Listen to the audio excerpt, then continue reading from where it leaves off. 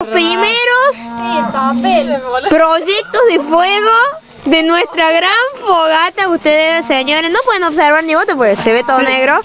Pero yo les cuento que se necesita ahí el fuego. Y todo lo grande que tenemos alrededor es la que hay que prender. Ahí vamos. ¡Oh, qué gran fogata! ¡Aplauso! Carpita. Uy, qué olor. Bueno, y sentimos allá las vacas. Corran la carpa ahora que se prende fuego todo, muchachos. Cerra la ventana porque se nos va a quemar la carpa acá. Bueno, acá vaya a la carpita el humo, cosa que nosotros no tengamos olorcito ni nada. ¡Yami! ¡Aplausos, chicos! Yo prendí. ¡Guarda que esto sale lejito! Nos vamos a quemando.